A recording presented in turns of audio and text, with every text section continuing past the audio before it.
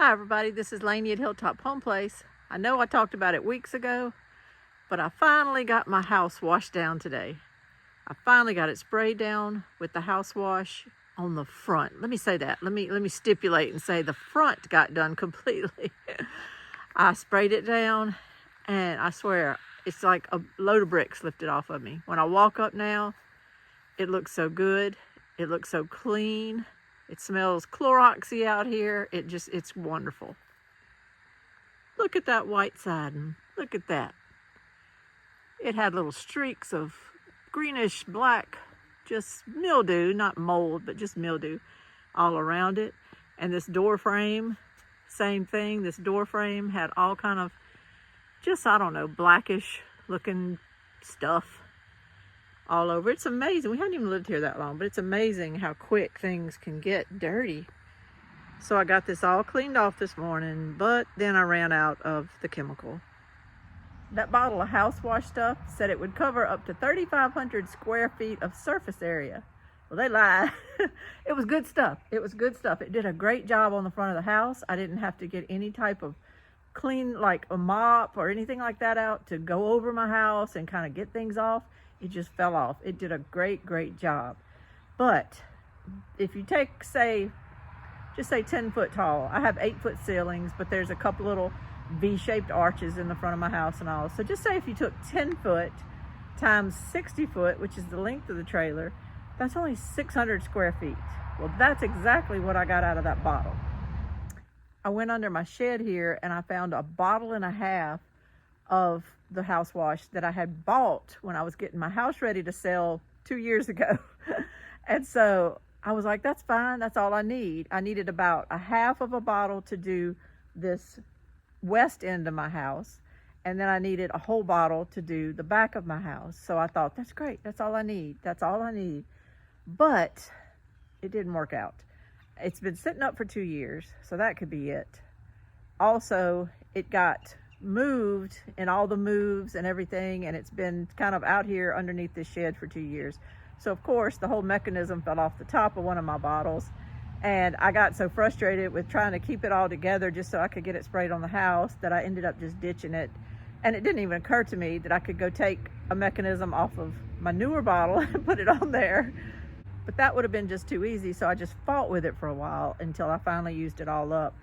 But it was okay. I got through it, and I thought, well, no matter, it'll all work out. It'll all come off. It's going to get cleaned, whatever. Well, it didn't. The back of the house was definitely in the worst shape. And when I sprayed that old house wash on it, it just didn't seem to take it off. Not like it did on the front. You can see that a lot of the green mildew that was on my skirting here in the back is still there. And on the front of the house, all of that just kind of fell off very easily. It's not as easy for you to see, but you can probably still see some of it. Is a lot of the molding on the house didn't come off either. There's little splotchy areas where you can see where it's streaked. But this isn't really acceptable. It doesn't look very good to me. And this end down here really looks bad. It's kind of hard to show things on camera, but you see all that streaking? Either this mildew just didn't want to turn loose, or that chemical was just old and didn't really doing a good job. I kind of had run out of the chemical down here, so this little end right here completely needs to be done over. If I'm going to do something, I want to do it right. I have these 2 words in my brain here lately, and it's kind of like I want to button up my house for the winter. I don't know what that means, except that I just want to button it up. I want to get things done. I want to scratch things off my list. I always have these perpetual lists, but I want to get things done. I want to come home because it gets drearier in the winter. It gets overcast a lot of times, or just too cold, but I still have to come out here. I have to feed the dogs. I have to do things. So I'm always looking at the back of my house. I'm looking at the front, of course. That's where we go in. And I just want to make sure that every time I'm walking out here to do the dogs, or I'm going in the front of the house, that I'm not looking at my house thinking, yuck, And then who wants to get out there and work when it's 32 degrees on washing your house down? So I want to do it now. I want to do it now so that I could enjoy going in and out of my house. Now, I mentioned this a while back, and I got everything ready to do it, and then I didn't do it. Other things came in play, and I don't know what those things are now because it was several weeks ago, but I just know that I'm just now getting around to where I have the time, the freedom, and the weather is good enough to where getting out here, I can handle this. On the way back from our ride a while ago, I stopped in at the Ace Hardware and I got some more of the house wash.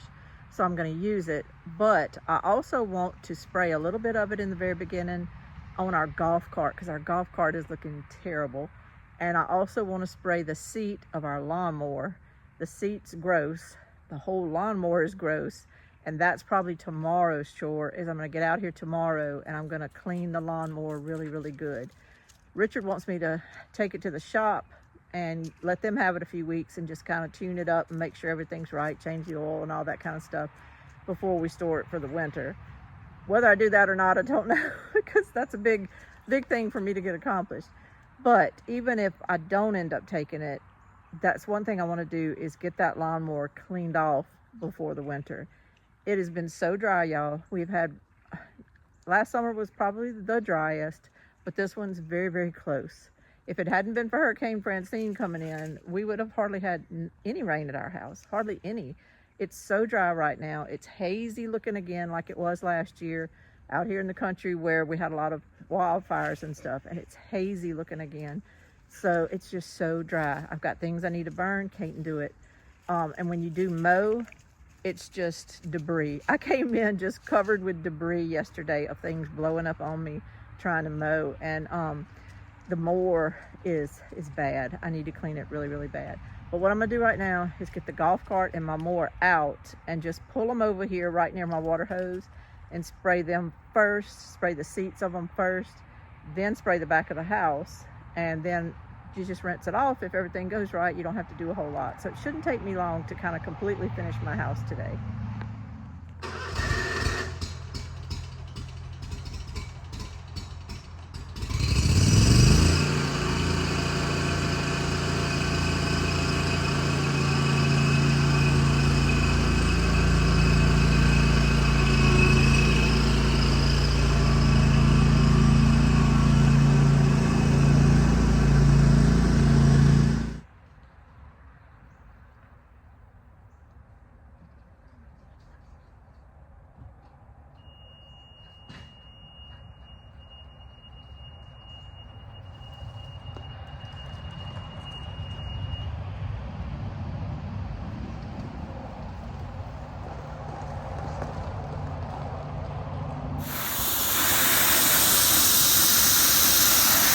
I'm going to hit these seats.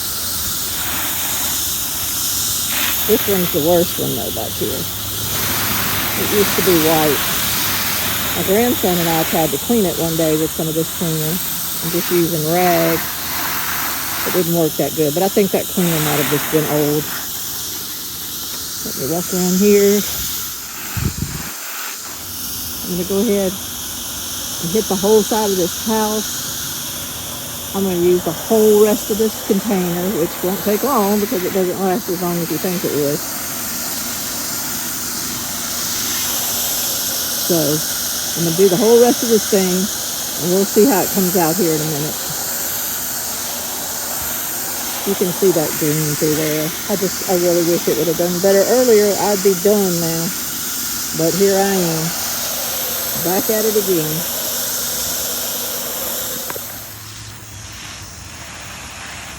I have to let it sit 10 minutes on the house.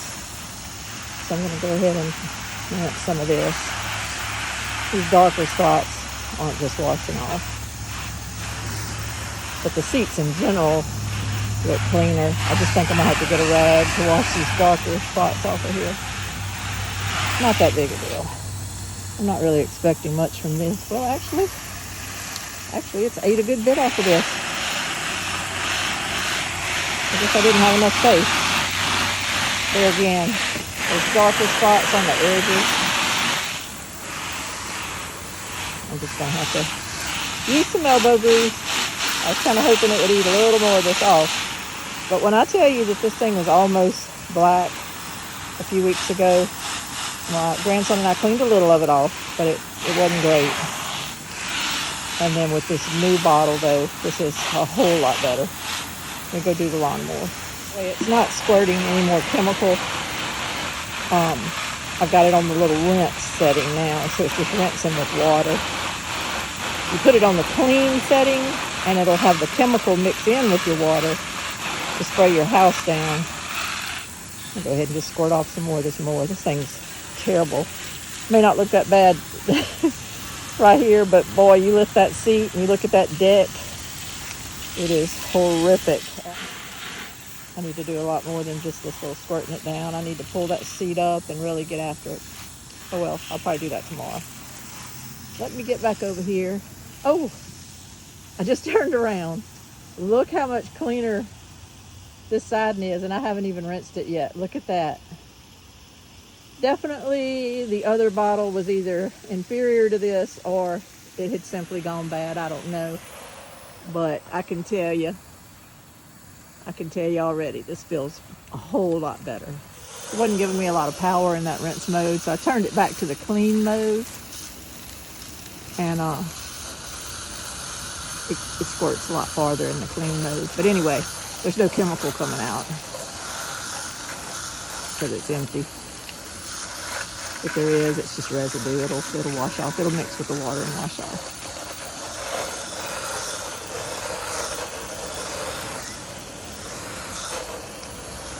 So this has been an all-day thing.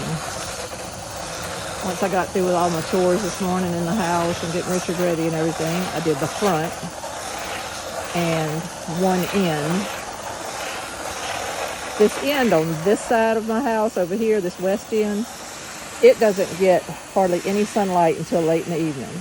So that's why it was bad. The end on the other end gets tons of sunlight every day, and it was hardly dirty at all. So I decided to just use what chemical I had to worry about the dirty parts. And also that end down there, the east end, I have some bush beans, or otherwise known as rabbit food. I have some of those planted, and if the rabbits decide that they're going to let me have some, I didn't want to squirt them down with chemical. I just kind of wanted to not wash that in and leave it like it is. I griped about squirrels all this spring and summer, so I hate to, whoops, that's coming off. I have to get a little rag and get whatever that is. I don't know what that is. I griped about squirrels, and I hate to be a continual griper, but the squirrels aren't messing with my bush beans or my pole beans, but the rabbits are. That's a new problem now, rabbits. And they decided that they did not want me to have any pole beans planted by my azalea branches. That little pretty area I have where I can grow pole beans and they look so pretty, and where nothing messed with them hardly during 2023 or 2024. Well, now in the fall of 2024, the rabbits have decided they want them. So they're eating them. They ate every one of them under my azalea branch row. Every one of them. They're gone. And now I can see where they're nibbling on my bush beans. This area here was really bad. A lot came off. Let me just keep squirting. I don't mind coming out here with a little rag or a mop to get the last of this. But I wanted to get as much as I could without having to scrub on my house. Life is short. If you don't have to scrub on your house, don't scrub on your house. So anyway, I was planning on having some fall beans. And my last holdouts that the rabbits have nibbled on, but not much, are the little bush beans I planted on the east side of my house. So I certainly don't want to sit here and spray them with chemicals and put them in any other danger. They're fighting off enough as it is already. Tell you what, gardening is a contact sport. You are not just fighting bugs, but you're fighting weather. and you're fighting critters all the time.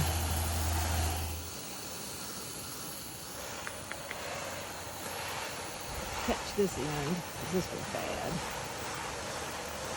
Very hard for y'all to tell anything, but I can tell. That green is gone. This skirting down here looks really good. Another thing was these windowsills were green. The frame, I guess I would say. The frame was green. Right up in that middle part was completely green, and now it's white. Wonderful. Wonderful.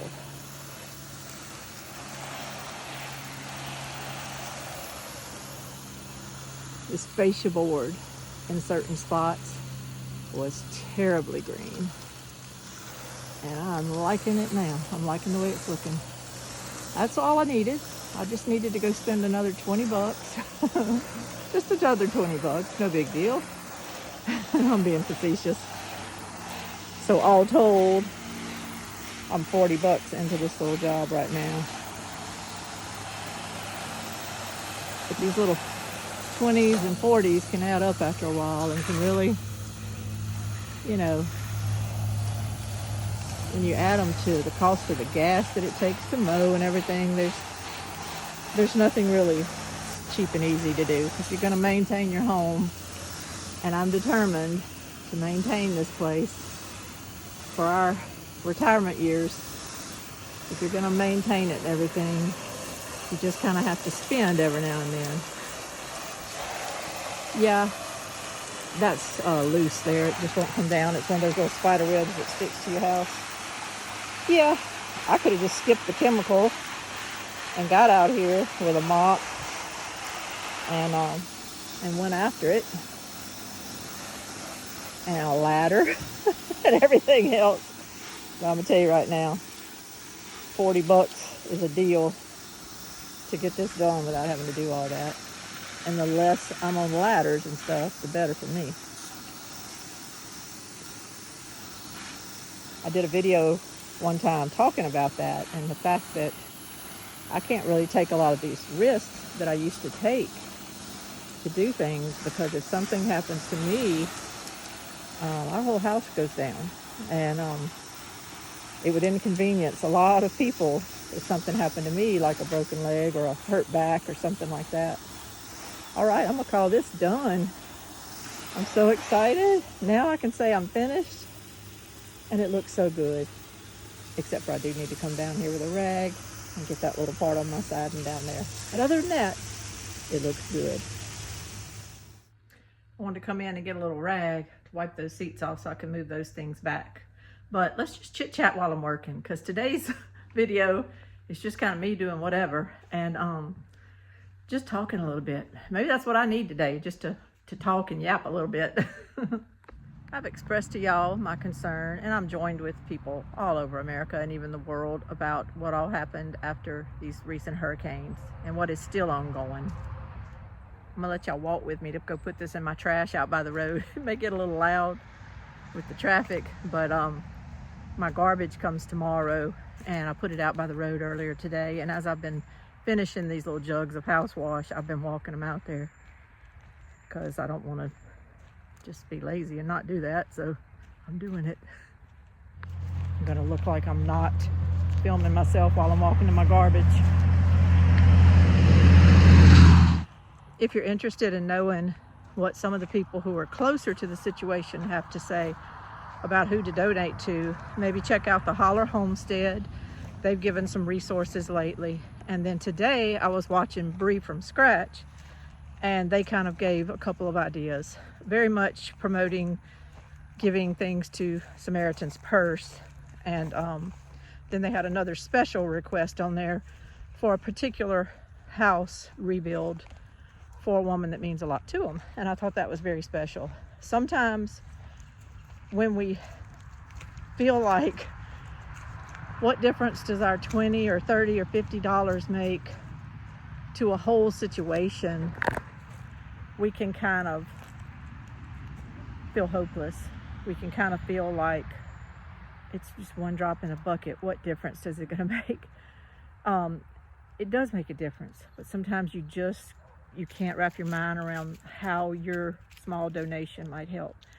But when you do have a specific family you're helping, and you know that every dollar that you're giving is being pooled with other people's dollars, and that this one family might get everything they need as far as to rebuild and get a structure they can really, it may not be what they had before, but it could be something they can live in to stay on their land. And really and truly, it's a big effort. But if this is done one by one by one, where there's like a give, send, go or something per family for certain families, and if they get over and above what they need, they help another family, and on, we in America could really handle this.